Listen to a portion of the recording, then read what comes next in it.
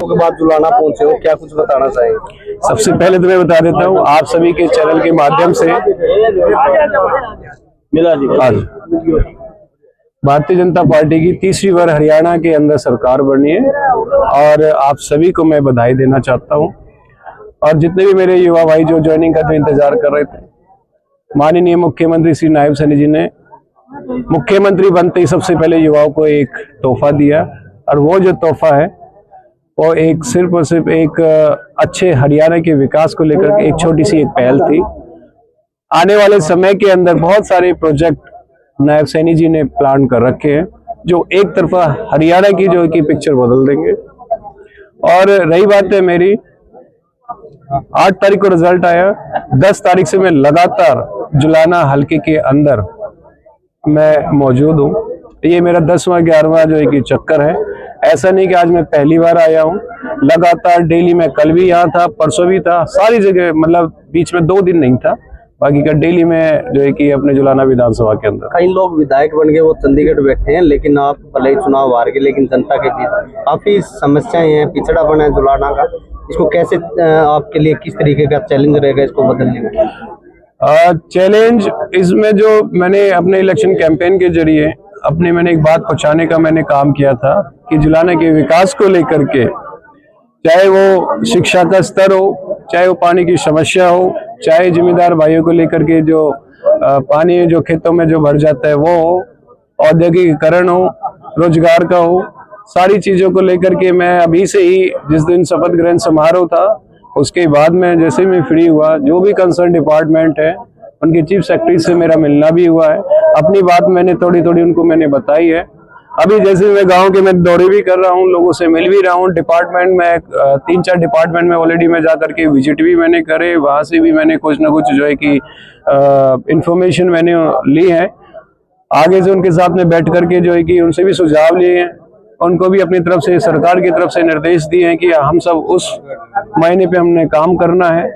इसके अलावा आने जो भी डिपार्टमेंट जो रह गए हैं, जो भी समस्या जो रह गई है, उन समस्याओं को लेकर के हम काम करेंगे। सबसे पहले जनमानस की समस्या है, उस पर सुनवाई करके सबसे पहले उनको खुशहाल करेंगे। उसके बाद में जो है कि विकसित जुलाना के लिए जो भी काम करने को मिलेगा उस पर हम काम करेंगे। योगेश बिरागी के पास ऐसा कौन सा अलादीन का चिराग है जो यहाँ के विधायक जी नहीं कर पाए और योगेश बिरागी जी करेंगे? ये तो मेरे 1,84,000 वोटर्स का जो परिवार है उनका आशीर्वाद है, और वो आशीर्वाद जो है कि हमेशा मेरे को खलता हुआ नजर आया है और उन्होंने मेरे को पूरा आशीर्वाद दिया है हर तरीके से। और उन्होंने मेरे को आशीर्वाद ऐसा दिया कि जिस भी गांव में मैं जा रहा हूँ, मेरे को यही समझ में नहीं आ रहा है ये इलेक्शन खत्म हुआ है अभी भी चालू है, इतना प्यार मुझे मिल रहा है।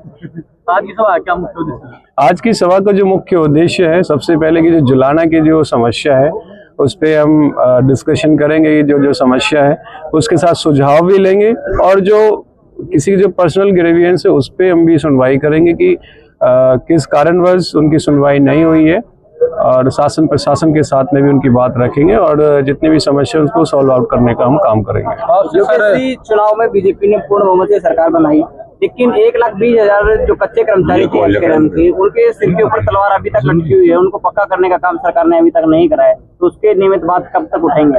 मैं आपसे एक बात कह देता हूँ कि थोड़ा सा बुरा मत मानना, सर पे तलवार, देखो थोड़ी सी मर्यादित शब्द अगर यूज करें तो बड़ा अच्छा लगता है, सुनने में थोड़ा सा ऐसा लगता है कि उनके बिल्कुल अगेंस्ट है, ऐसा कुछ नहीं है। और जितनी भी समस्या जो आने वाले समय के अंदर हर एक डिपार्टमेंट के साथ में सरकार बैठ करके, उनके जो भी कमेटी के जो मेंबर्स रहेंगे उनके साथ में बैठ करके जो भी म्यूचुअल डिस्कशन होने वाला है, और उसी के बेस पे ही रिजल्ट निकलने वाले हैं। जैसे ही सरकार बनते ही नायब सैनी जी ने जो है कि 25,000 जैसे भर्ती रोको गैंग ने जो है कि युवाओं को भड़काने का काम किया, और कहीं ना कहीं जो है कि उनकी कहते हैं भर्ती रोको गैंग की जो है कि माननीय मुख्यमंत्री ने उनकी बैंड बजा दी। 25,000 नौकरी इमीडिएटली सबसे पहले काम वह किया। इसके अलावा डीएससी समाज को पाड़ने का इन लोगों ने जो काम किया उनको लेकर के नायब सैनी जी ने जो 22 तारीख को जो मीटिंग करी थी, वो उनका जैसे उन्होंने बोला कि पहले ही कैबिनेट स्तर की बैठक में जो है कि आपके साथ मैं खड़ा मिलूंगा, उन्होंने अपनी पूरी बात रखी और पूरा वो उनके समझ के हिसाब से जो है जो भी म्यूचुअल जो भी डिस्कशन हुआ उसके हिसाब से जो है कि मैंडेट भी जारी कर दिया, कानून भी बना दिया। इसके अलावा जितने भी डिपार्टमेंट है, जैसे आप बता रहे 1,20,000 जो कार्यकर्ता है, जो भाई है, जो रोजगार को लेकर के, उसको लेकर के भी जल्दी आने वाले समय के अंदर माननीय मुख्यमंत्री उनके जो भी शीर्ष पदाधिकारी रहेंगे उनके साथ में बैठक करेंगे और आगे सॉल्यूशन निकालेंगे। जुलाना की विधायक दिल्ली रह रही है, आप यहाँ रह रहे, महसूस नहीं होता है?